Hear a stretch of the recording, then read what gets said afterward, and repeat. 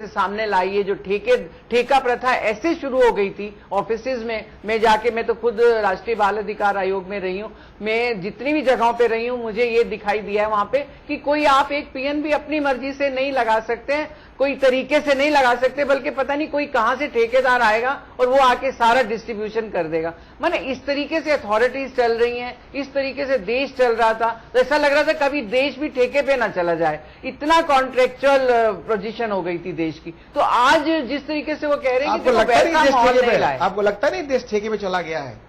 देश जा रहा था लेकिन अभी सही में आ रहा है। यहाँ पे मैं बात बिल्कुल कहना चाहूंगा कि देश पूरी तरह से ठेके पे चल रहा है। चाहे आप दिल्ली सरकार को देख लें, आपने देखा होगा कि उस कार्यकाल में, आपके कार्यकाल में केजरीवाल को उन ठेके मजदूरों को रेगुलर करने के लिए किस तरह का संघर्ष करना पड़ा। आप देश के पूरे मंत्रालय में चले जाएं, एक तरफ स्टाफ नहीं होने का रोना है और दूसरी तरफ सारे स्टाफ न्यू कमर्स हैं और वो ठेके पे काम कर रहे हैं। तो देश वास्तव में ठेके पे चल रहा है। देखना महत्वपूर्ण होगा कि मोदी जी इसमें क्या सकारात्मक सुधार ला पाते। डॉक्टर विजय खेरा जी, ये जो ठेके की बात है, ठेकेदारी प्रथा की, वो श्रम और रोजगार कल्याण मंत्रालय उसका भी हिस्सा है, और जो पीएम जिस तरह से बात कर रहे हैं कि हम उसको एक नया आयाम देंगे, नया रूप देंगे, भारत के गवर्नेंस को सुशासन लाने की बात है, उसमें आपको क्या लगता है कि ठेकेदारी प्रथा को समाप्त किया जाना चाहिए? हर एक डिपार्टमेंट में, सरकारी महकमों में ठेके पर काम लिए जा रहे हैं और बड़ी संख्या में लोग हैं, और दूसरी तरफ देश को बेरोजगारी की समस्या भी झेलनी पड़ रही है।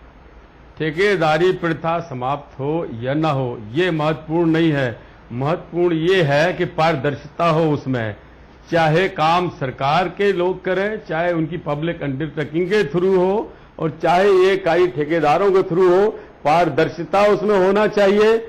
उसमें जो काम दिया जाए वो पूर्ण रूप से स्पष्ट होना चाहिए और उसके अंदर कोई बिचौलिया खाने वाले दलाल नहीं होना चाहिए, भ्रष्ट शासन मिटना चाहिए। तो प्रथा कोई सी भी हो, दोनों सफल रहेंगी। समझे साहब? नहीं, आपने बड़ी अच्छी बात कही कि बिचौलिया नहीं होगा। आपको लगता है कि गुजरात के शासन में या मोदी जी के शासन में 1998 से लेकर के 2004 के बीच में कोई बिचौलिया नहीं था और कोई भ्रष्टाचार नहीं हुआ? नहीं साहब, ऐसा है, ये तो मैं नहीं कह सकता कि 100% ऐसा हो सकता है, लेकिन निश्चित रूप से ये सत्य है कि गुजरात में जितनी पारदर्शिता रही है सरकार चलाने में और अन्य कार्यों में, वो किसी स्टेट में नहीं रही है, कहीं भी नहीं रही है। ये बात और है, हमें कुछ समय अभी मोदी जी को देना होगा। जिस तरह का उनको अभी मिला है माहौल और वातावरण, पिछले 10 वर्षों का कुशासन में जो हालत हुई है देश की, जो मनमोहन सिंह सरकार में जो भ्रष्टाचार बढ़ा था, जो गरीबी बढ़ी है, सरकारी आंकड़ों के अनुसार 10% गरीबी बढ़ी है, 10% गरीब बढ़े हैं और 40 करोड़ से अधिक लोग पॉवर्टी लाइन से नीचे रह रहे हैं। इन हालातों में जिस तरह से आजादी के बाद, ब्रिटिश हुकूमत के बाद 1947 में हिंदुस्तान को जो मिले थे हालात, उसी तरह के हालातों से आज मोदी जी को जूझना पड़ेगा। तो एकाएक हम ये सोचें कि कल ही कुछ हो जाएगा, लेकिन जिस तरह से उन्होंने अभी शुरुआत की है, उससे तो निश्चित रूप से लग रहा है कि हाँ, अच्छे दिन शुरू हो चुके हैं। नहीं, आपने अच्छे दिन शुरू हो चुके हैं कैसी बात कही, और मुझे लगता है कि जो बात आपने कही, सत्ता के दलाल जो बिचौलिए हैं, क्या सत्ता में काबिज नहीं होंगे? अजय जी, ये देखिए, ये जो मैं लाइन ऑफ कॉशन कह रहा हूं कि खेरा जी की खुद बात तक, एक तरफ तो वो कह रहे हैं कि व्यवस्था एफिशिएंट और ट्रांसपेरेंट हो और काम होना चाहिए, दूसरी तरफ जो काम परमानेंट नेचर के हैं, जिसके लिए आपको लगातार स्टाफ रखने की जरूरत है, तो फिर आप वहां पे ठेकेदार क्यों रखना चाहते हैं? वो एक तरह का बिचौलिया ही हो गया कि जो सरकार से एक व्यक्ति के नाम पे 23,000 रुपए लेता है और हाथ में उस काम करने वाले बालक या बालिका को 17,000 रुपए आते हैं। तो जो परमानेंट नेचर का जॉब है मिनिस्ट्री में, केंद्रीय मंत्रालयों में,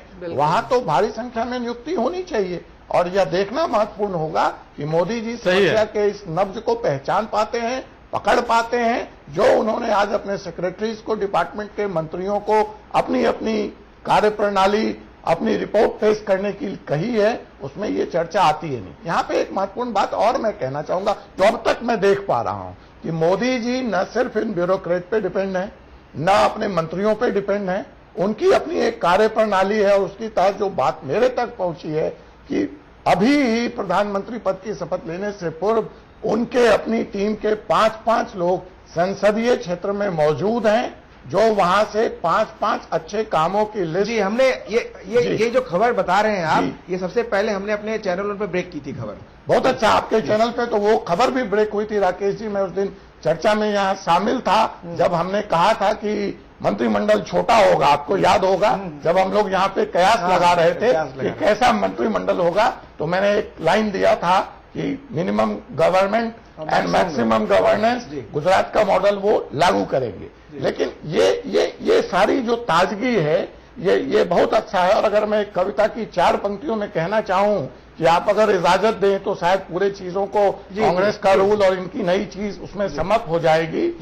कंधे झुक गए हैं, कंधे झुक गए हैं, कमर लचक गई है, भारत माता बोझ उठाकर थक गई है। अब इस देश को नई दवा, नया असर चाहिए। इस सफर में हमें कोई असरदार प्रधानमंत्री चाहिए।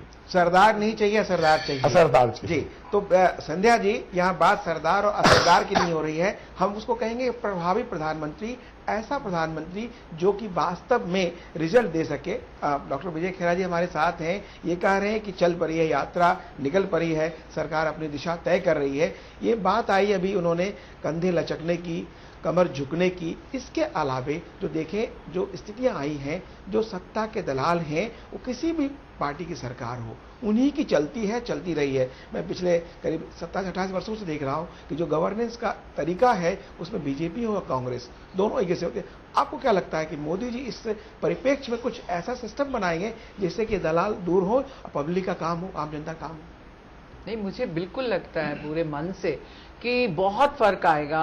और जिस व्यक्ति में कोई लाग लपेटना हो, त्याग की प्रतिरूप हो, मूर्ति हो, मैं मोदी जी के लिए ये कहना चाहूंगी कि उन्हें कुछ ऐसी जरूरत है नहीं। वो उन्होंने पहले भी साबित किया है, आते हुए अपनी पूरी तनख्वाह भी वो अपने स्टाफ में बांट के आ गए, उनकी बच्चियों के लिए बांट के आ गए। और यहां पर भी जिनके ऊपर कोई दबाव नहीं, उनकी एक अपनी सोच है। वो कह भी रहे हैं कि कोई घिसे पिटे फार्मूले नहीं, बल्कि नयापन चाहिए, नया विचार। यदि मुझे कहीं से भी मिलेगा मैं उसका स्वागत करूंगा, जरूरी नहीं है। और मंत्रालयों में तालमेल हो, मंत्रालयों को पूरी तरह से जिस तरीके से डायरेक्शन दी गई, अभी बीच में देखने को मिलता है कि राज्य मंत्री और कैबिनेट मंत्री की नहीं बन रही आपस में, वो एक दूसरे की शिकायतें करने में ही पूरा देश का समय बर्बाद कर रहे हैं। और लेकिन यहां पर मोदी जी की जिस तरीके से डायरेक्शन है और जिस तरीके से उनका रुतबा है और जिस तरीके का उनका रोब है, जैसा कि अभी भी कहा कि असरदार चाहिए था, वो असरदार हैं, तो पूरा मंत्रालय जो है वो चल निकलेंगे सारे। सभी लोगों को लगेगा कि हमें रिजल्ट देने 100 दिन नहीं, मुझे लगता है 2 दिन में ही नजर आने लगे हैं रिजल्ट। जिस तरीके से विदेशी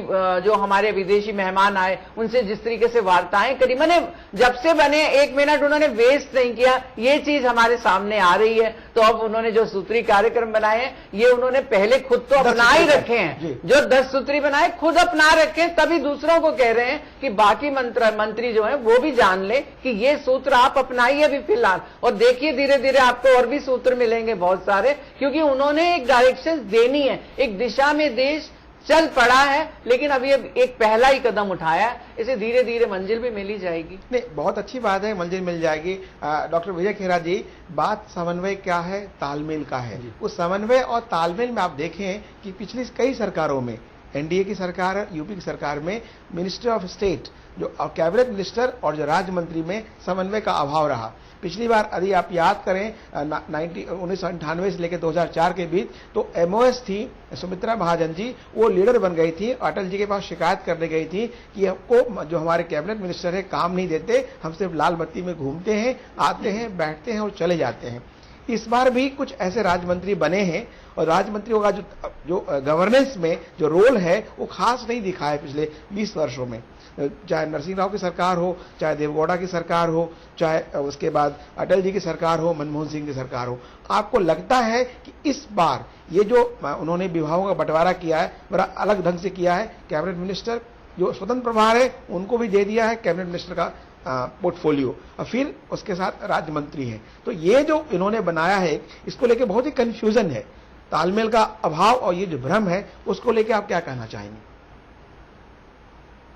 नहीं साहब, तालमेल का अभाव का प्रश्न नहीं उठेगा, कि जहां पर किसी मिनिस्टर को प्रभार दिया है स्वतंत्र, वो अपना कार्य स्वतंत्र रूप से देखेगा और उन्हीं मिनिस्टरों को दूसरी जगह कैबिनेट मिनिस्टर के साथ राज्य मंत्री का काम दिया है, उसमें वो कैबिनेट मिनिस्टर की मदद करेगा उस विभाग में। तो यहां ये स्पष्ट कर दें कि जूनियर मिनिस्टर सदा जूनियर होता है और कैबिनेट मिनिस्टर हमेशा निर्णय लेता है। जूनियर मिनिस्टर चाहे वो एमओएस बनाने की जरूरत क्या है? होता था पहले। आपने बहुत अच्छी बात कही कि जूनियर होता है। हाँ। जरूरत क्या है? एक्चुअली कार्य का बंटवारा हो, कार्य में निष्पादन में गति पकड़े और वो बैकलॉग ना रहे, इसलिए एक विभाग में 2-3 मंत्री रखने की जो रही है परंपरा, तो उसको आपने छोटा कर दिया। पिछली बार 71 थे, इस बार 46 अब उसको, लेकिन साहब स्वतंत्र प्रभार के अलावा अगर कोई राज्य मंत्री है जो कैबिनेट मिनिस्टर के साथ एसोसिएट और काम कर रहा है, ये पहली बार कार्य तो मिलजुल के ही करना होगा। ये पहली बार हुआ है। मेरा सवाल ये पहली बार हुआ है कि कैबिनेट मिनिस्टर के साथ इंडिपेंडेंट चार्ज वाले मंत्रियों को वो विभाग दिए गए हैं राज्य मंत्रियों की तरह, और एक एक मंत्रियों को 4-4, 5-5 विभाग हैं। वो रिस्ट्रक्चरिंग है, उस पर हम ये आ रहे हैं। जो रिस्ट्रक्चरिंग वर्क है जो पहले अलग अलग था उसको समाहित किया गया है, वहां तक तो ठीक है, लेकिन उसके साथ जो अटैच किया गया है उस पर हमारा सवाल है। आप जो कह रहे हैं मैं उसका उत्तर दे रहा हूं कि जो उनको स्वतंत्र प्रभार मिला है वो उन्हें अपने कार्य के लिए मिला है, और जहां वो राज्य मंत्री किसी कैबिनेट मिनिस्टर के साथ अटैच हैं वहां वो उनके लिए मदद के लिए हैं, वहां उनके लिए सलाह के लिए हैं, बैठ के सलाह मशवरा करके काम करने के लिए। पर कैबिनेट मिनिस्टर ही निर्णय लेगा, और जहां तक काम का बंटवारा है, जहां काम अधिक होता है वहां काम राज्य मंत्री को उसी हिसाब से आवंटित कर दिया जाता है। अजय जी, आपने मिनिस्ट्री कवर किया है, गवर्नेंस को देखा है काफी नजदीक से। ये जो पेच फंसता है कैबिनेट मिनिस्टर और राज्य मंत्रियों के बीच में, स्वतंत्र प्रभार वालों का अलग है, पहले इंडिपेंडेंट था, मतलब इंडिपेंडेंट है, उनके साथ कोई एमओएस नहीं है। जब कैबिनेट की बैठक होती है उनका विषय होता है, बुला जाते हैं, अन्यथा अपना काम करते रहते हैं। इस बार जो मॉडल बनाया है मोदी जी ने, कैबिनेट के साथ इंडिपेंडेंट चार्ज वाले भी अटैच हैं और फिर एमओएस भी हैं, तो एक साथ 3-3 हो गए, बीच में उनका काम भी है, उनके परफॉर्मेंस भी हो। लगता है कि ये मॉडल से कुछ निकलेगा, कुछ वैसा आउटपुट आएगा? नहीं, देखिए, मैंने आपके द्वितीय सत्र में डिस्कशन के यही सवाल उठाया था कि मॉडल और नीयत तो मुझे स्पष्ट दिखती है, लेकिन क्रियान्वयन का जो फॉर्मूला है वो कहीं ना कहीं सवाल खड़ा करता है। उसमें कहीं ना कहीं प्रैक्टिकलिटी के स्तर पर मुझे पेच दिखता है, और न सिर्फ इस व्यवस्था में दिखता है, कुछ जो सिलेक्शंस हैं, कुछ जो एग्जाम्पल दे रहा हूं, मैं एग्जाम्पल दे रहा हूं। स्टील मिनिस्ट्री उद्योग भवन में, माइन शास्त्री भवन में, रोजगार श्रम कल्याण श्रम शक्ति भवन में, तीनों 3 जगह पे। नहीं, एक उतना ही नहीं, आप इसको और आगे बढ़ाएं जी। कल आप देखेंगे कि प्रकाश जावड़ेकर साहब आईएनबी का शपथ लिए, तो आज उनका ट्वीट आया सवेरे कि वो पर्यावरण मंत्रालय में जो कहीं लोधी रोड के पास है, वहां से वो फाइल को साइन करके और वो शास्त्री भवन आ रहे हैं आईएनबी में जी। तो ये कुछ लॉजिस्टिक की भी समस्याएं हैं, अगर मंत्रालय में बैठने की भी समस्याएं हैं, अगर आप कंपनी अफेयर्स और कमरे तो बहुत मिल गए लोगों को, मैंने भी देखा 2-3 दिन में कमरे लोगों को मिल गए हैं, लेकिन उसको समन्वय कैसे करेंगे और कहां करेंगे वो दिक्कत है। ये एक चैलेंज है, लेकिन ये लॉजिस्टिक का विषय है, शायद इसको हल कर लिया जाए। उसका कोई फ्रेमवर्क मोदी जी ने तैयार किया होगा, जिस तरह से वो एग्रेसिव मोड में प्रथम दिन से ही कार्य कर रहे हैं। यहाँ पे बड़ा एक दिलचस्प सवाल है जो संध्या जी कह रही थी, हमारे मनमोहन सिंह जी भी कभी छुट्टी नहीं लिया करते थे, आपको पता है, और बड़ा 20 घंटे और 21 घंटे काम किया करते थे, लेकिन रिजल्ट क्या आया ये देश ने देखा, आपने भी देखा। तो महत्वपूर्ण यह नहीं है कि कौन मंत्री कितने घंटे काम कर रहा है, तो नहीं, रिजल्ट में था कि उसको परमिशन लेना पड़ता था और फाइल जाती थी कहीं और, तो उसके कारण जो संजय बाबू वो आप बेहतर जानते हैं, संजय बाबू की नाम लिखा है जी, वो बेहतर जानते हैं। और एक जूनियर लेवल के पुलक चटर्जी को भी आप पीएमओ में ला करके जिस तरह का भारी भरकम पद दिए थे, ये बड़े साले सवाल हैं। तो यहाँ पे मैं यही कहना चाहता हूं कि राकेश जी, कि चाहे सत्ता भाजपा की हो चाहे सत्ता कांग्रेस की हो, हमें नफरत नहीं थी कांग्रेस की सूरत थे, हमें नफरत थी तो उनके अंदाजे हुकूमत से। और अगर मोदी जी की भी सत्ता जनता की रहबर नहीं हो सकती तो जनता को उनसे मोहब्बत नहीं हो सकती। वाह वाह, बहुत बहुत। ये संध्या जी, जनता को उनसे मोहब्बत नहीं हो सकती यदि वो रहबर की तरह काम नहीं करेंगे, यदि वो जो उनको करना है वो डिलीवर नहीं करेंगे, जो डिलीवरी का मामला है, लोगों तक पहुंचने की बात है।